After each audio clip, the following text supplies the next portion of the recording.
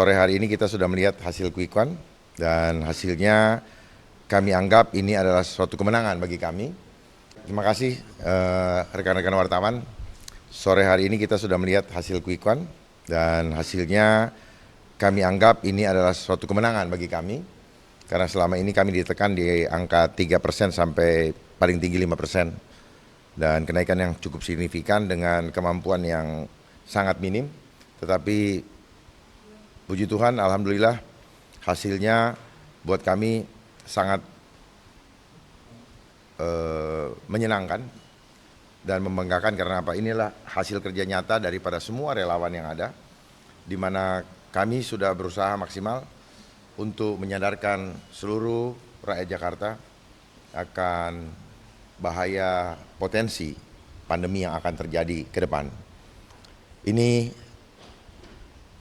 adalah hasil efektif yang bisa kita semua dapatkan dan kami menghimbau kepada semua relawan untuk tetap tenang, ikhlas menerimanya dan kita sama-sama bersiap dan seluruh warga yang ada di Jakarta untuk berhadapan dengan potensi pandemi berikutnya karena saudara-saudara semua, saudara-saudara saya warga Jakarta sudah menjatuhkan pilihannya.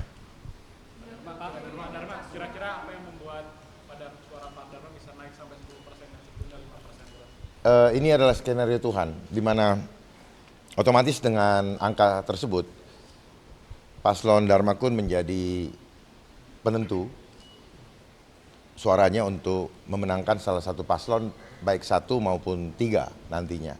Ini adalah berkat luar biasa. Karena kami berdua bukanlah orang yang berlatar belakang politik dan tidak mempunyai basis partai. Kami sungguh-sungguh berjuang untuk seluruh warga Jakarta. Kami sudah kerahkan seluruh kemampuan kami. Kami sampaikan apa yang bisa kami lakukan untuk memperbaiki keadaan Jakarta yang sedang tidak baik-baik saja. Baik itu melalui sistem ekonomi adil getuk tular adab yang selalu saya sampaikan. Dan sebagainya untuk memulihkan ekonomi Jakarta. Namun pilihan sudah jatuh oleh rakyat, kami tetap terima dengan ikhlas dan kami percaya ada rencana Tuhan yang lebih indah di dalam menentukan perjalanan bangsa ke depan. Apalagi dengan tadi saya sebutkan bahwa otomatis suara paslon Dharma Kun akan menjadi penentu bagi kedua paslon yang sedang bersaing dengan ketat. Oh belum, sama sekali belum ada, karena kami juga tidak mau berpikir sejauh itu. Kami hanya melihat bahwa yang kami perjuangkan sampai titik ini adalah jangan sampai ada pandemi lagi di Jakarta. Kita lihat bersama terpilihnya Menteri Kesehatan Amerika, Robert Kennedy Jr., yang selama ini juga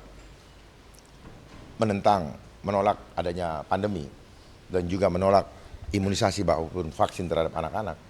Itu ditunjuk oleh Presiden Trump untuk menjadi Menteri Kesehatan agar apa? Agar dapat melindungi warga Amerika Serikat dari manipulasi korban daripada marketnya vaksin. Artinya market vaksin di Amerika akan terhambat. Kami berharap di Indonesia pun demikian.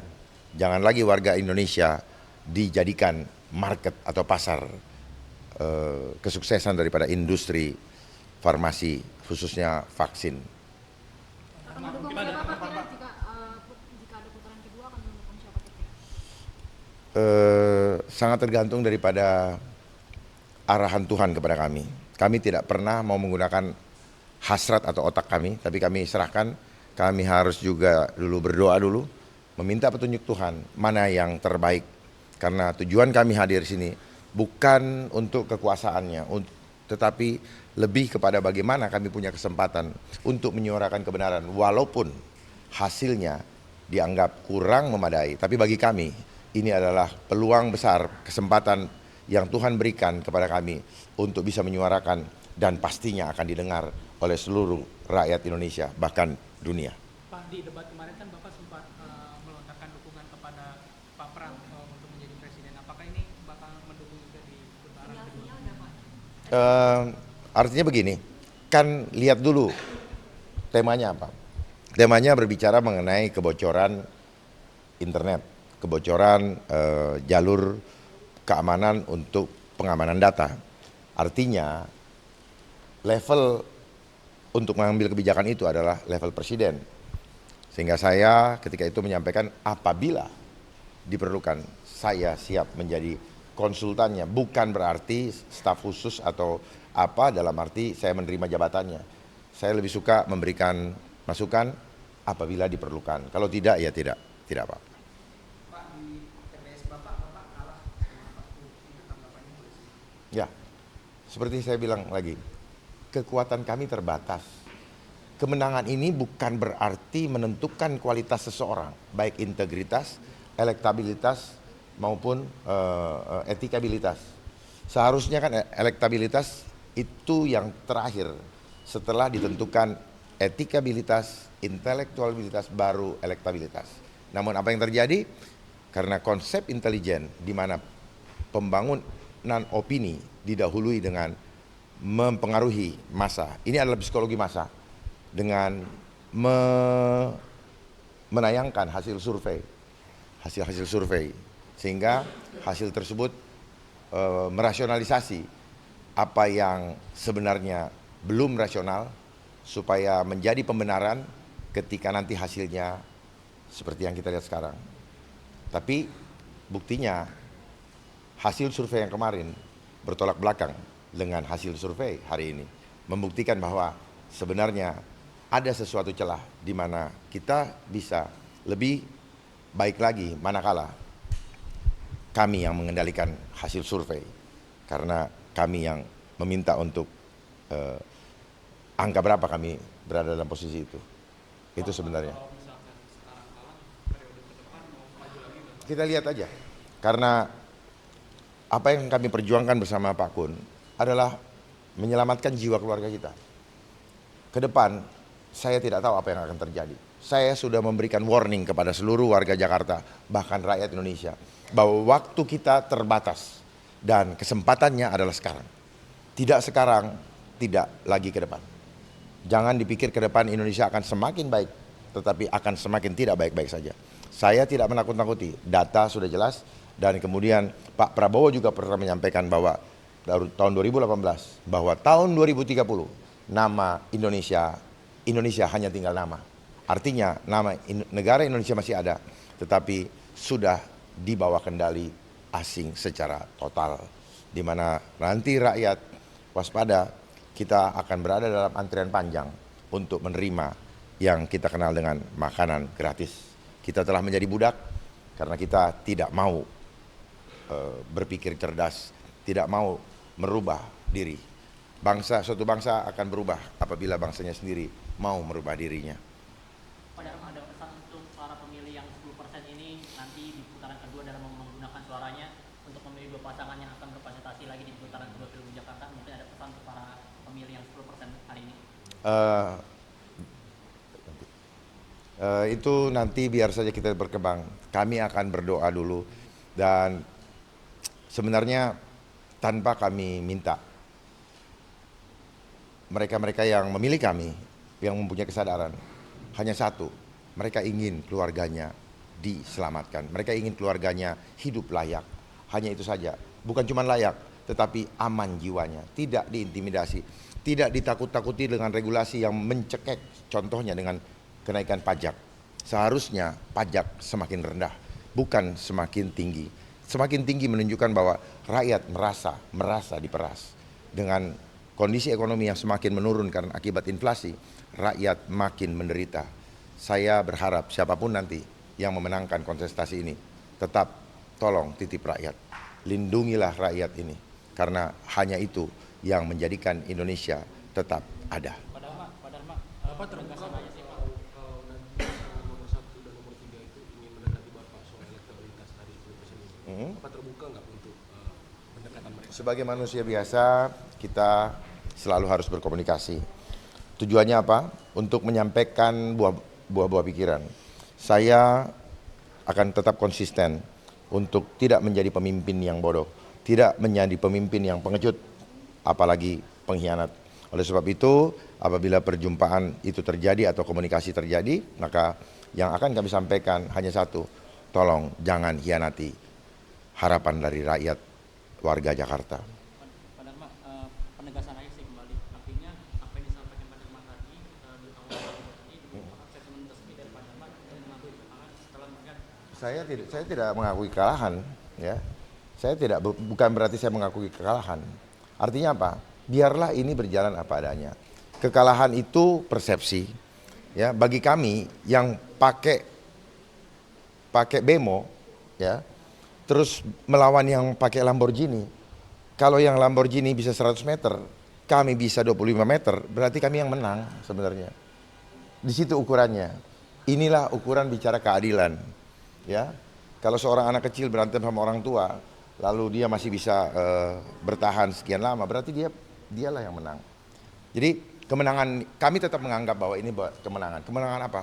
Kemenangan di mana kami berusaha untuk memperjuangkan keselamatan rakyat, dan kami anggap sampai di sini rakyat sudah mulai sadar bahwa akan ada potensi ancaman di mana rakyat harus bersiap-siap apa yang akan terjadi di depan. Saya tidak menakut-nakuti supaya rakyat melek, dan apabila nanti terjadi sesuatu, maka rakyat akan mengingat legacy yang telah kami lakukan untuk memperjuangkan keselamatan rakyat, sehingga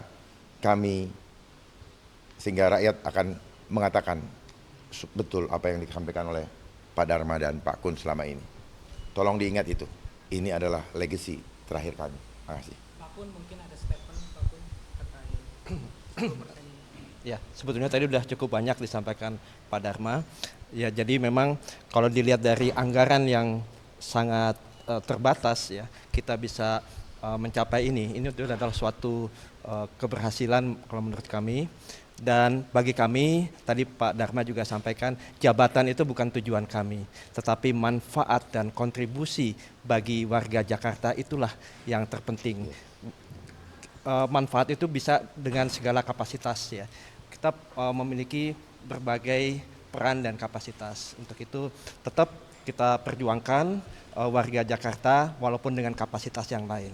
Ya, tetapi kita merasa hari ini bahwa kita sudah memenangkan pertandingan ini. Angka 10% ini kan artinya masih ada harapan nih, masyarakat menitip harapan kepada Pak Dharma dan Pak Kun. Ini kedepannya apa kontribusi Bapak untuk warga Jakarta? Ya, dan Pak Dharma. Kontribusi kami adalah tetap konsisten menyampaikan kebenaran apapun risikonya.